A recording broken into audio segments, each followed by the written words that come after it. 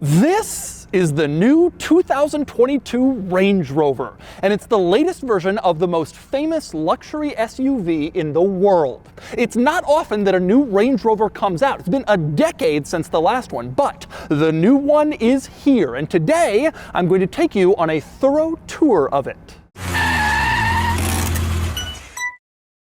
Before I get started, be sure to check out Cars and Bids, which is my enthusiast car auction website for cool cars from the modern era, now with free listings. You can list your car for free and auction it on Cars and Bids. And we've had some great sales recently, including this Porsche 911 GT3 RS in RS Green, which brought over $230,000. This fantastic BMW M3 E92 Lime Rock Edition, which brought almost $60,000, and this wonderful Toyota Corolla hatchback with a Honda S2000 engine swap, which brought almost $20,000. If you're looking to buy or sell an enthusiast car from the modern era, the 1980s and up, Cars and Bids is the place to do it, with great selection and daily auctions at carsandbids.com. So let's talk Range Rover.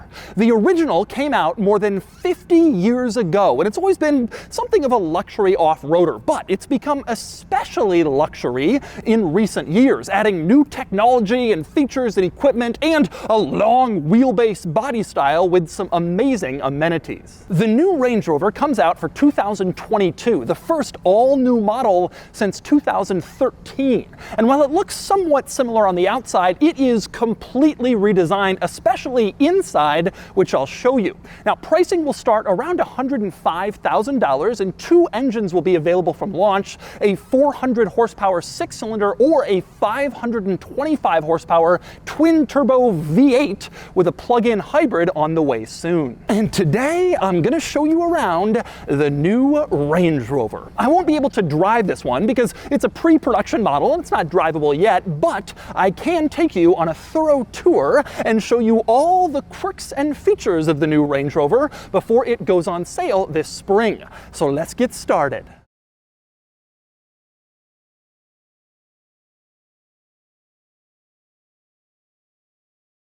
All right, I'm going to start the quirks and features of the new Range Rover by discussing seating. And so I'm going to start in the back. You open up the tailgate and you quickly discover a third row seat back here. This is a big deal. This is the first Range Rover ever to have three-row seating. Now, they're not standard, and in fact, the third row is only even available if you get the long wheelbase Range Rover. You can't get the third row with the regular wheelbase. But the point is, it's here finally. Three-row seating in a full-size Range Rover, and that's a big deal. But I will get back to the third row in a second. That's not the seat I want to focus on right now. I want to talk tailgate seat. You can see right now I have the tailgate up, but there's still a lower piece in place. Press this little button here and it folds down automatically, and then you can sit back here, which is pretty cool. You've been able to do that in Range Rovers for a long time. Have a little picnic or a tailgate in your Range Rover. But they've made it better with the new model. You can now lift up this panel behind the tailgate seat and have a backrest, which makes it more comfortable and easier to enjoy your tailgate seat. You can see this backrest locks into place and you can lean back on it, and it's pretty comfortable back here, more so than in prior Range Rover models. And there's more to it than just a backrest. For one thing, you have little cup holders on either side of the tailgate seat. You can see, so you're sitting back here tailgating and you have a place for your drinks. And on the inside of the upper tailgate, you have these little LED lights. You can tap, turn them on, and then you have some extra lighting back here while you're sitting back here and enjoying whatever it is you want to do from the back of your Range Rover, which is pretty cool. And it gets even better because your tailgate seat backrest can fold the other way as well. Unlock it, fold it down, and then lift it up from the other side, and you can see there are like these straps on it. Those are for cargo. You can stick stuff in there if you don't want it rolling around in the back, and they're adjustable adjustable. You can adjust exactly how large you want these straps to be. So if you're carrying like wine bottles or soft drinks or milk, whatever, you can adjust the straps to fit exactly what you're carrying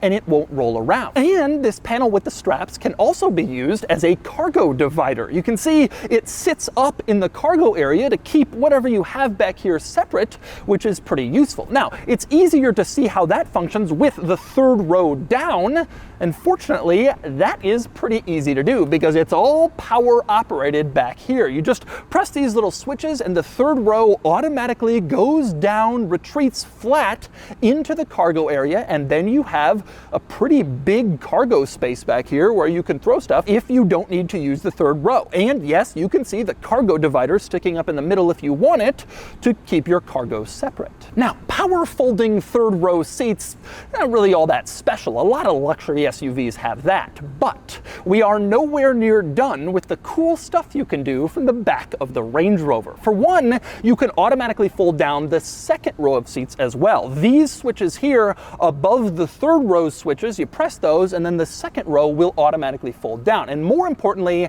it will also fold back up automatically with these switches. And of course, the third row will as well. So you can control everything back here. Put the second row down, put the third row down, put them both back up, all independent, whatever you want to do, all controlled here. And there are still more controls above that. One of them has an image of a trailer with a light. Now, when you press that, the exterior lights of the Range Rover start doing this bizarre dance. Watch them. They're turning on and off at sort of random intervals, left, right, the brake lights, the reverse lights. It seems to make no sense. It's like the car is completely confused, like it's having some electrical problem. Actually, this is a trailer brake light check. So once you've hooked up a trailer, you press that and it will illuminate all these lights so you can test and see if all the lights are working just from the push of a button back there, which is pretty cool. And other interesting controls here. For one, you can raise or lower the suspension from back here. So if you have some really heavy item you don't want to lift all the way in,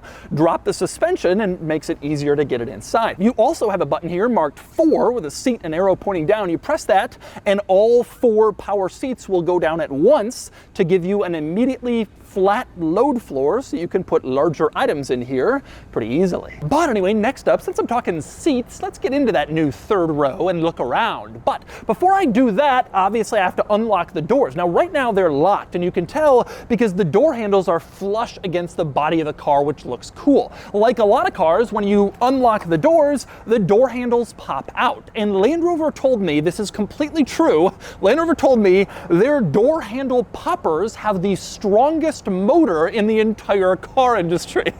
Which may sound ridiculous, but if you're using this car in icy conditions, you don't want the door handles to freeze stuck closed. And so a very strong door handle popper motor is actually important to make sure they can break through ice so you can always get access to your Range Rover. But anyway, once you get the door open, getting access to the third row is rather easy. There's no latch you pull and then throw the seat forward.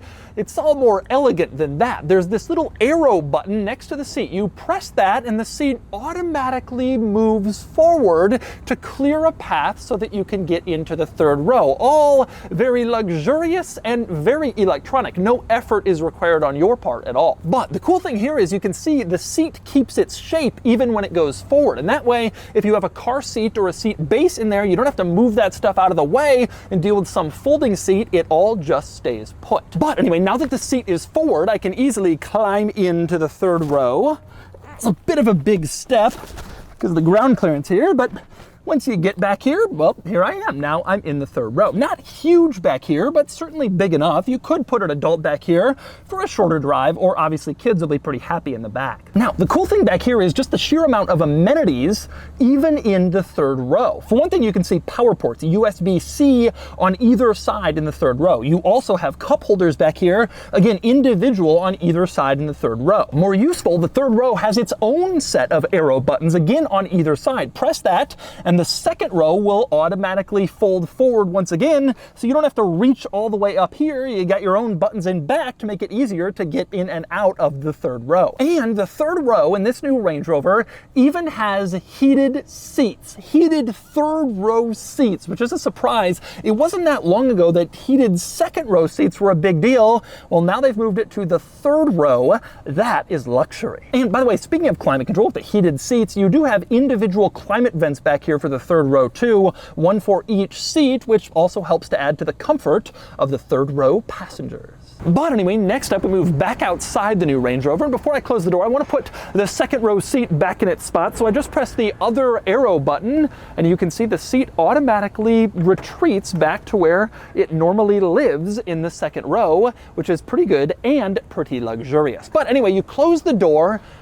And I want to talk design of this new Range Rover because there are some interesting details on the outside of this car. Now, probably the most notable item with the design of the new Range Rover is it doesn't really look that different from the old one, which is a surprise because the old one came out almost 10 years ago, and you'd think things would have changed a lot since then. But from one perspective, the old one was beautiful when it came out. It's still beautiful, and so it makes sense to just evolve it a little bit. Now, personally, I'm a little disappointed. I wanted a totally new revolutionary Range Rover rather than an evolution, but this is what we've gotten instead. With that said, there have been some noticeable changes to the new Range Rover, and Land Rover tells me the most obvious is a focus on simplicity. Rather than a garish, ostentatious display of wealth, simplicity. And there are several good examples of that on the outside. For one, how about this line where the window meets the body on the door panel? There's no weather stripping here. This doesn't seem like a big deal, but go look at most other cars.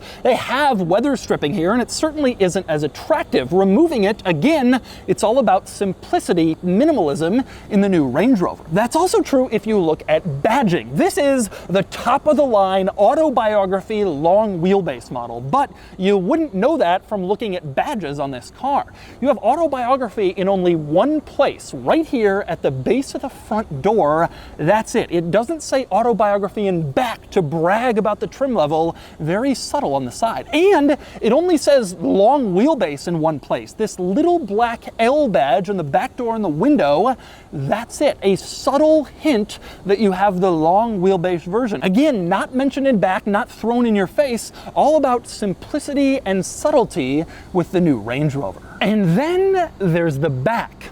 The rear end of the new Range Rover has undoubtedly been the most controversial part, but you can see the look easily fits into the overall theme. No excessive badging back here, very elegant, very simple. In fact, it almost looks like this doesn't have any tail lights or brake lights at all because they've done such a good job simplifying everything. But indeed, it does have brake lights. They're over here on the side, these long vertical panels. They also contain the turn signal. You can see lights up when you put on the turn signal and overrides the brake lights. And Land Rover tells me these are the brightest rear LEDs in the entire car industry. They have to be in order to push through this black covering over them that helps to add to the simplicity in the rear end of the Range Rover. And Land Rover's done a good job hiding some other usual items in the back too. For instance, the reverse lights have been hidden in the bumper, integrated with some reflectors down there. You'd never even really know they're there, and they don't have to disturb the simplistic rear end. Also, the rear wiper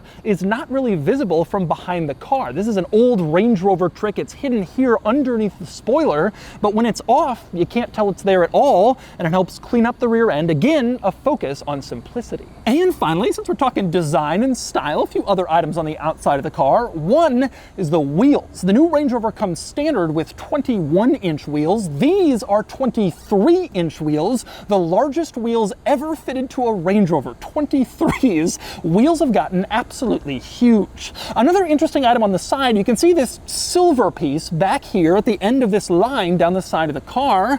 You might be wondering what that is. I asked Land Rover and they said it is purely for style, sort of a finisher at the back just to make it look a little nicer. Also interesting on the side, this lower panel is painted black, and Land Rover told me it will be black for all Range Rover models regardless of what color you get. They said the the intent here is to add a little bit of visual lift, make the car look a little taller, a little more intimidating with this black painted panel on the side.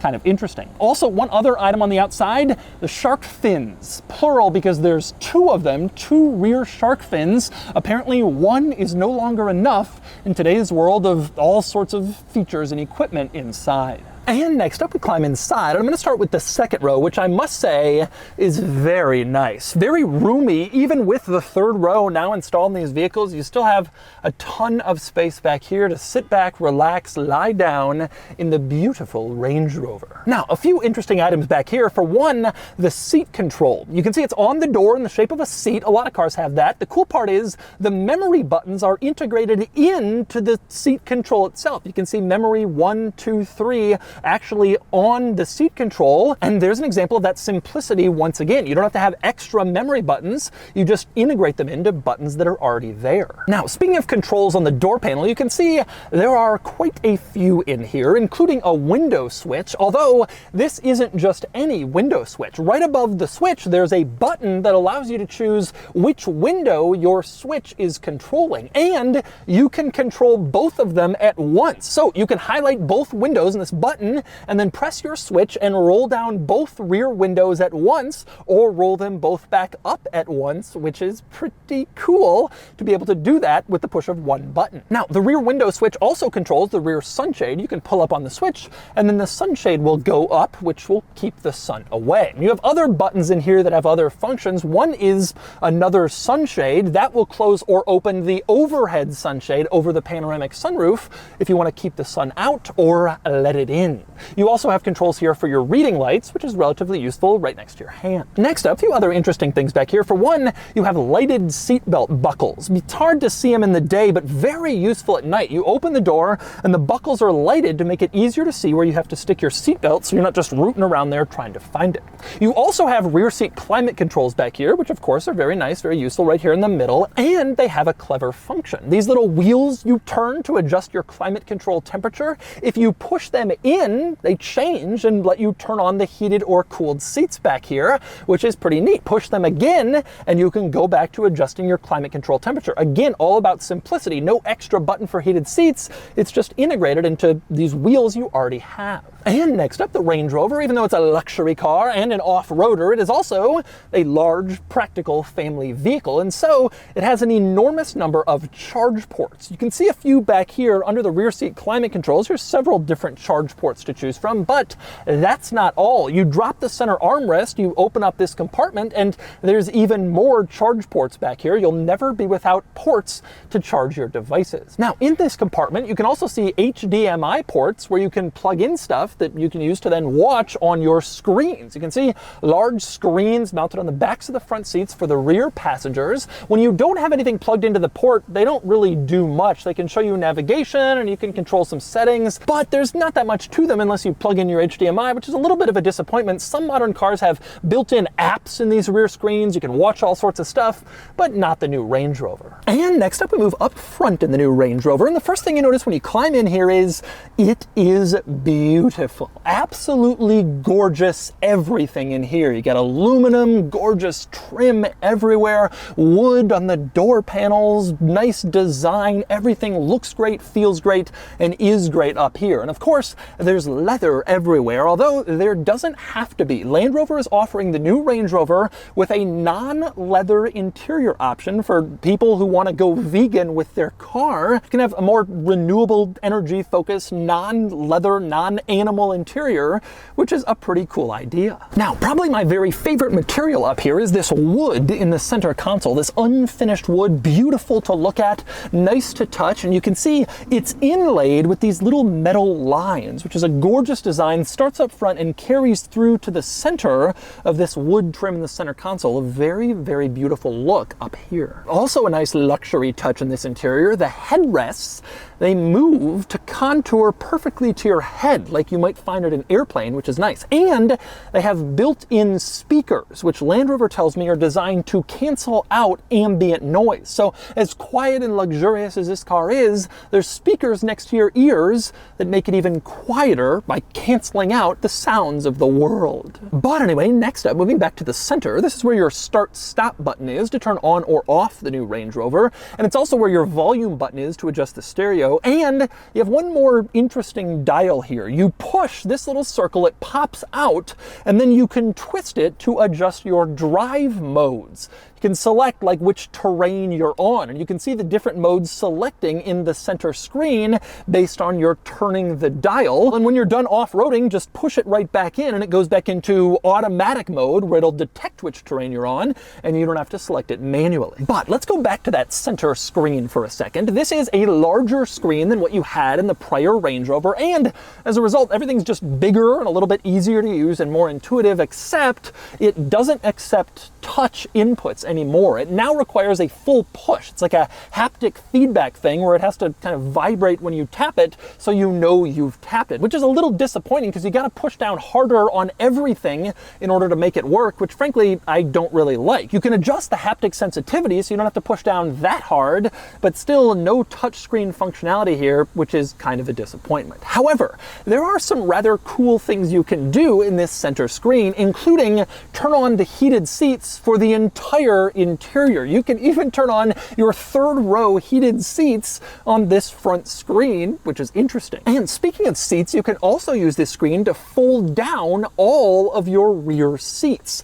You just tap here and they start to fold, which is a really cool touch. Means you don't have to climb out of the car and go fold the seats down if someone coming up to the car wants to load something in. You can do it all here. And there's even a chauffeur mode in this screen. You tap that and the driver has the ability to tap here in order to automatically slide the front passenger seat all the way forward to give the rear chauffeured passenger more legroom. Pretty nice. Also worth noting with this screen, you get this nice 3D camera system, which is pretty cool. You can see all around the car, basically every angle. It makes it easier to park or maneuver around in tight spaces, which is nice to have. Overall, this center screen is relatively intuitive, easy to use. I just wish it didn't have that haptic thing where you have to push down so hard in order to do stuff. A touchscreen is just so much simpler and more familiar to most people using your phones. And by the way, although the new Range Rover is mostly a luxury vehicle, it is still a very capable off-roader, and there are some excellent off-road features, like for instance wade sensing, which you can see here. You can take the new Range Rover up to 32 inches of water, and sensors on the outside of the car can tell exactly how much water you're in and let you know on your infotainment screen, which is pretty cool. You also have locking differentials here, as you can see, and Land Rover's terrain response system, which I mentioned before. You can select the type of terrain you're on, and the Range Rover will tailor its driving to maximize its capability on that terrain. And next up, a few other items worth noting. For one thing, the center console. This is an armrest, of course, but you can lift it up and there's a cooler in here you can turn on to keep drinks or sandwiches cool while you're driving along, which is kind of a nice touch. Also worth noting, this wood trim I mentioned in the center console, you can pull it back and reveal cup holders in the back and a little storage area in front, which is obviously nice to have. And speaking of storage, you have a dual glove box in here. These little buttons up and down open your upper and lower glove boxes. As you can see, just press them and they'll open right up. Also interesting in this vicinity is this front quarter window, which you can see is smaller than it should be because of this Meridian speaker mounted underneath. It's kind of a weird thing, the speaker making that window smaller, and the speaker looks kind of cheap, which is weird because the rest of the speakers are so beautiful. But this one right on your line of sight, strangely placed and really not all that attractive. Now, the last thing I want to discuss in here is the gauge cluster screen. Directly behind the steering wheel, you can see a screen, and it is quite configurable. You have several different options for how you want information displayed. You can have a full screen map on here, and you can show all sorts of different things. It's one of the better gauge cluster screens in the car industry. Very useful, very configurable, and very easy to use. And speaking of using it, it's controlled with these steering wheel buttons that change based on what screen you're on in the gauge cluster. You can see right now the buttons show one thing, but if you go into a different screen, the buttons change and show something else corresponding to what's actually on the screen, which is kind of a neat touch. And finally, we move under the hood in the new Range Rover, and this one, being an Autobiography L model, has the big engine, which is a twin-turbo V8 with about 525 horsepower. Not that it matters, because I won't be driving this Range Rover since it's a pre-production car. But anyway, the base engine in the new Range Rover is a straight 6 with about 400 horsepower, and there's also a plug-in hybrid powertrain coming soon.